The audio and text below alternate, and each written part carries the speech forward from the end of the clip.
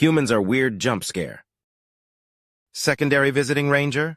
Fourth sister asked when she handed him the soil probe. The brilliant yellow sun shone down on the frozen landscape. She would never have dared venture out onto such a place herself without the presence of a true mammal. Even with her insulation gear that muted the sounds of even loud conversation, she could already feel the air draining her core warmth. Fortunately, humans were rather loud when it came to communication. Even so, the grunt the human gave in reply did not seem to contain any words, but she was learning that humans were rather imprecise when it came to casual verbal communication, so she took it to be permission to continue. "Are you currently in a state of, I believe the word is feud with primary visiting ranger?" she asked. "Primary? Oh, you mean Bob?" the human asked. "Yes," she replied. The human took a moment to shift the hood of the parka he was wearing around his tiny audio sensors, but did not expose the round little nubs of skin. "A state of feud?" His lips turned down in a gesture of either displeasure or thought. "Not that I know of." "Why?" "Well, given that he is about to—" Fourth sister began.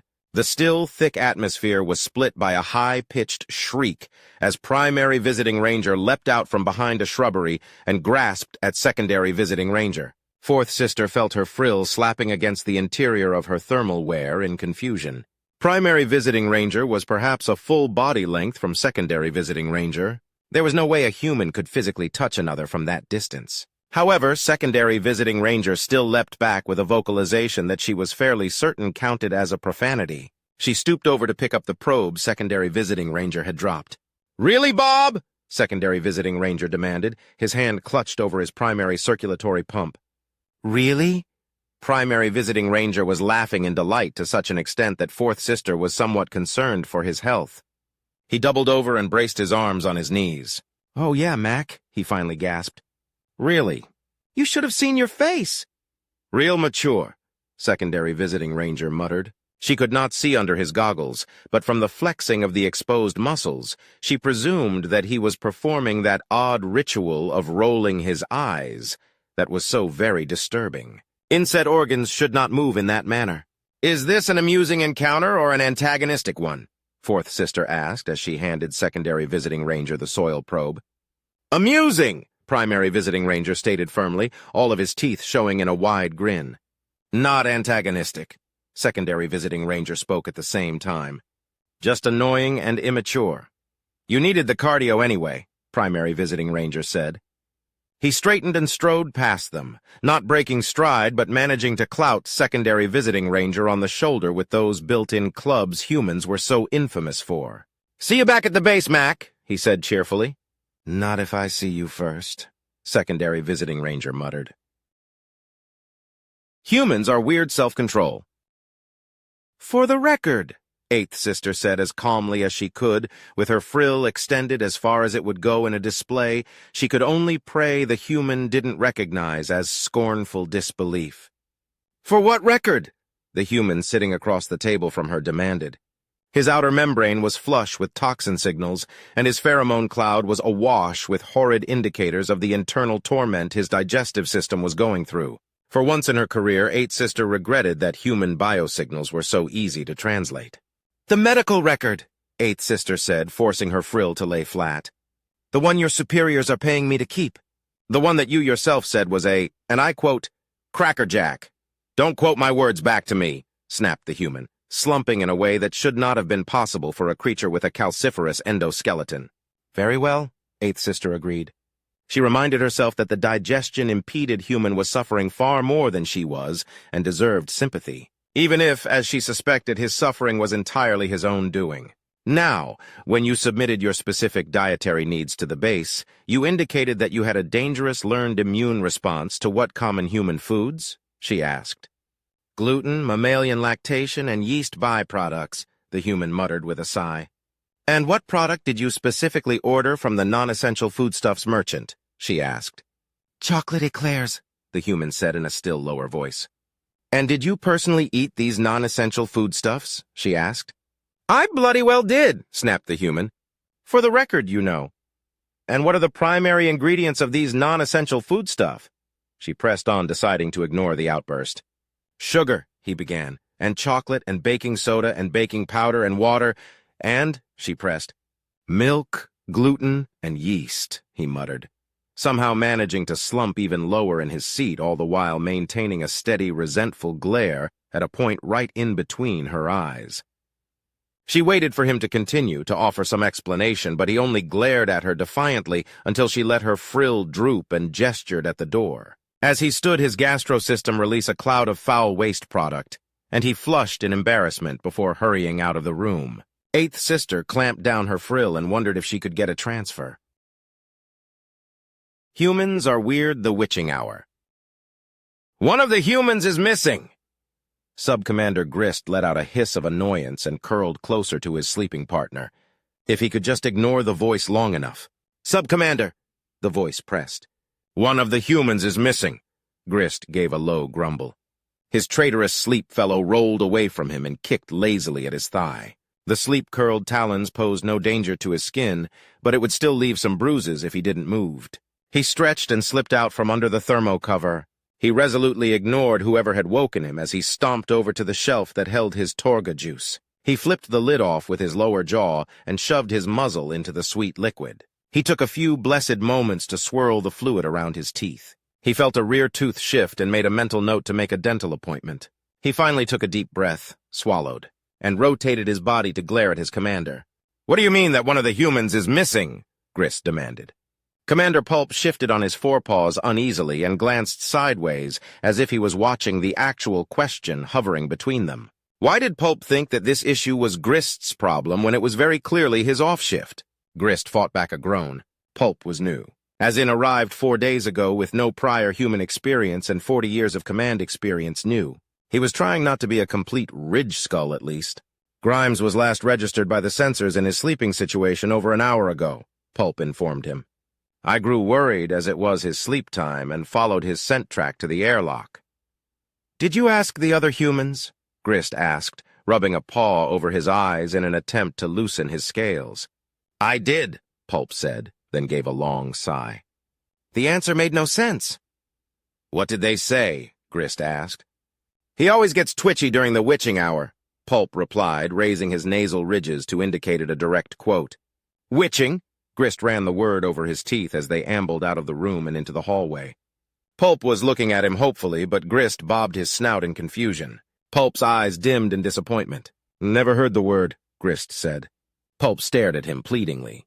I'll take care of it, Grist said with a glum sigh. Pulp hummed in gratitude and scuttled back to the command center. Grist sighed and headed for the airlocks. Humans were never hard to track. While a healthy human didn't necessarily smell bad, they certainly smelled strong. They left a trail of volatile chemicals behind them that might as well have been a detailed coordinate map. Still, Grist paused at the edge of the airlock. He could already feel the cold seeping into his paws. He hunched his shoulders and stalked out into the cold. The planet was deep in the night cycle. The stars gleamed overhead and the cold air trapped the sense of the sparse forest close to the ground. Grist hurried over the cold stones, calculating that he had perhaps an hour before he dropped below functional body warmth. Fortunately, Grimes wasn't far from the base. Grist paused at the crest of the small knoll the human was on to take in the scene. Grimes was wearing only a loose set of pants, leaving his heat signature free to glare out on the trees around him. He was pacing back and forth across the rocky surface, leaving trails of afterimages in the air and line after line of fading heat prints on the rock. Grist took a moment to admire the glowing view and wonder and the raw amount of heat emitted by the mammal. Grimes! He barked out. Grimes jerked to a stop and his head swiveled comically as he tried to locate the sound. Grist knew the exact moment the human spotted him as the human jumped and gave a yelp of fear. Grist grinned widely. It was petty, he knew, but being able to terrify the massive hotbloods even for a few moments was pretty good on his ego. The human worked its narrow jaw like he was trying to speak, but nothing came out. Whatever this behavior is, it is freaking out the new commander, Grist snapped. He declined to mention the wild flares in the human's thermo-aura, and the frantic set to his face were freaking him out too. Get back to your sleeping situation and explain whatever this witching hour is to Commander Pulp as soon as it warms today. Grist whipped his tail around and stomped down the slope in what he hoped the human saw as a dignified manner. Humans are weird doggo fix. Greetings, Commander Seven Trills! Third Sister flashed her frill in absent greeting as the winged flew into the base decontamination unit. It is good to see you safely returned. How was your recreation period? The diminutive mammal grunted and fluttered over to drop his personal items on the desk. It was very, very human, Seven Trills replied. Third Sister laid her frill against her neck but didn't turn her head to put him in her sight range. Yes, Seven Trills hissed as he turned on the disinfectant spray. Very human. Third Sister pointedly began tapping faster on her interaction console. However, the winged didn't take the hint. He stalked over to the hot air dryer and rubbed his wing hooks through his fur vigorously. The transport ended up going to Azure 7th Flap, Seven Trills went on. Third Sister was beginning to regret the social protocols that required her to show interest in the first place, but there were social expectations to be met. What is there of interest on Azure 7th Flap? She asked. There is a human recreation resort, Seven Trills explained. Human friend Helen informed us that it was a type of ancient, pre-mechanical age sporting area that allowed humans to get as close to flight as their thick-boned bodies allowed. That would seem interesting to a winged, Third Sister murmured. One would think, Seven Trills clicked out. She really pressed for it, even after I pointed out that even on the equator the main bases existed below the freezing point of water for 90% of the local year. Ah, Third Sister flicked her frill in recognition.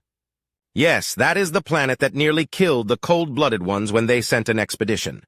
I saw the images at the university. Isn't the surface constantly covered in crystallized water? Yes, snow, Seven Trills replied. That is the main attraction. The unique surface tension and low density is what provides the conditions that allow humans to mimic flight.